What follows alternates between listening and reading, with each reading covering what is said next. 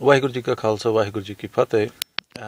We'll discuss in this video the latest shenanigans going around the situation and the meeting of Commonwealth within Sri Lanka, and these efforts which have been made by Britain and others for a call of human rights inquiry. What is the situation regarding the whole issue about the human rights in that region, and why at this point these calls are being made? To understand this issue, we must go far back to the conflict between the Tamil Tigers and the regime of Sri Lanka. And to understand the reality and the sides behind this conflict, we must understand what happened in that war, who sided with what, and what came out of the entire conflict. Because without understanding that fact, we can't understand what's happening at the moment. At that time, what we are seeing now, as India is playing this shenanigans and this illusion and this whole fallacy of the game of playing the human rights card against Sri Lanka. Firstly, we must know, prior to the conflict, India has always played both sides when it comes to the Tamil Tiger conflict with Sri Lanka. They have always played the both sides by firstly providing troops to the Sri Lankans, and secondly providing money, finance and training to the Tamil Tigers. So they have used Tamil Tigers and they have paid the Sri Lankan army towards in a sense wage a war against a people of Tamil origin, which are a very big group in India itself. So in a sense, they have waged a war against their own people. So this must be understood, that India played both sides at that time. But on the other hand, the biggest superpower in that region, China, has always been very single-minded. And that has been, they have supported the Rajapaksa and the Sri Lankan regime from day one. They provided the aircraft, the air power, their finance, their money. The whole scenario was pro Sri Lankan regime. There was nothing. The entire thing was anti-Tamil Tiger from day one when in regards with China. And the issue with India was that India firstly was playing both sides, Tamil Tigers versus the Sri Lankan army or the Sri Lankan regime.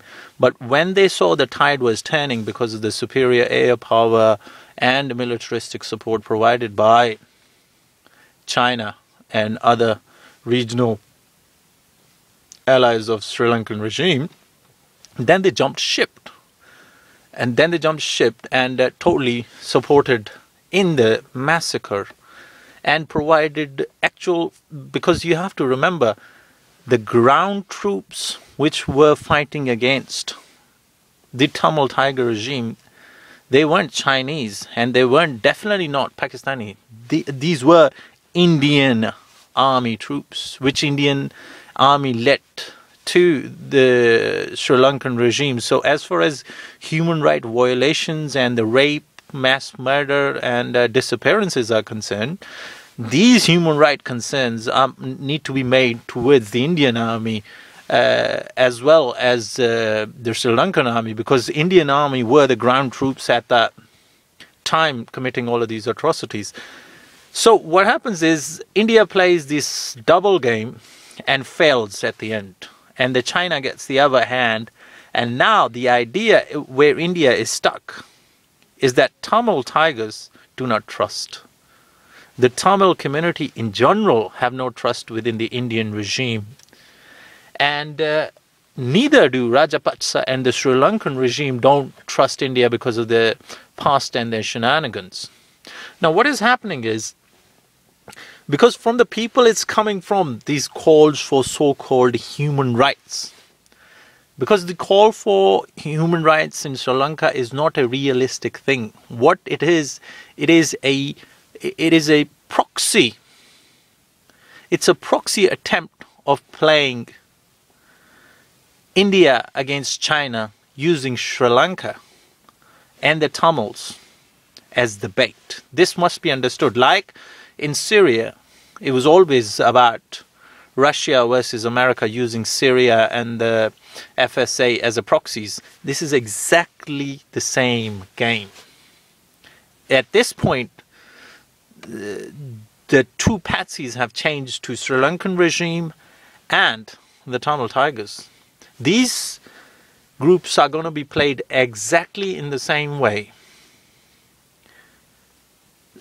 they were played in Syria. Now, these two groups are going to be played each against each other, and it is going to be a proxy conflict between China and India, because China has pretty categorically declared, the Chinese military, that they are at war with India.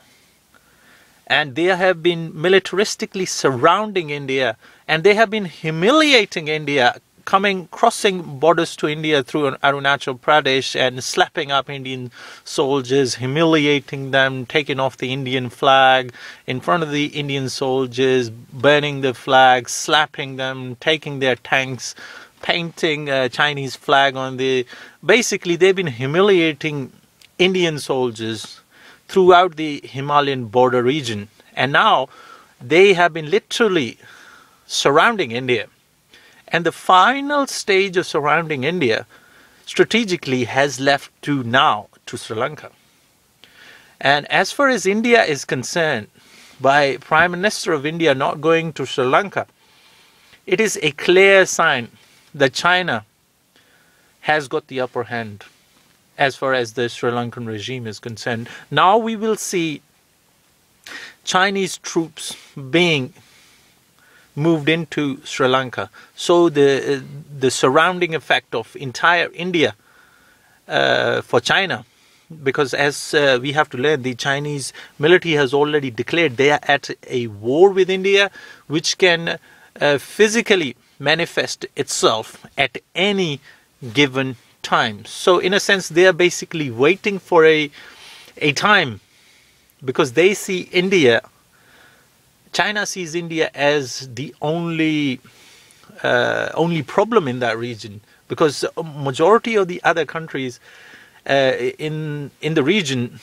are not hostile to each other at the level India is, because of China has always been concerned about the fascist Hindus in that region and their philosophy of implementation of Hindutva and the danger that philosophy represents to the entire region and globe itself.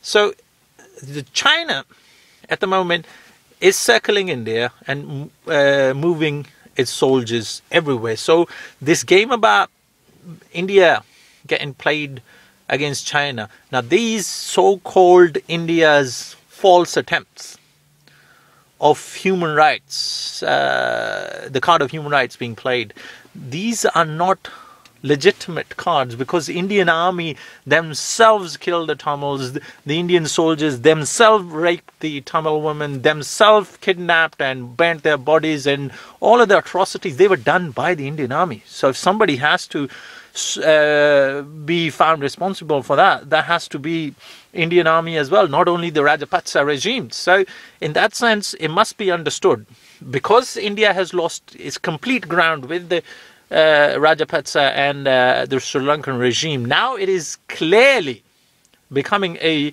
bit more of a proxy conflict, which is going to play, because China has completely driven out any influence India has in Sri Lanka. So it's going to be completely India versus China. And this calls for human rights.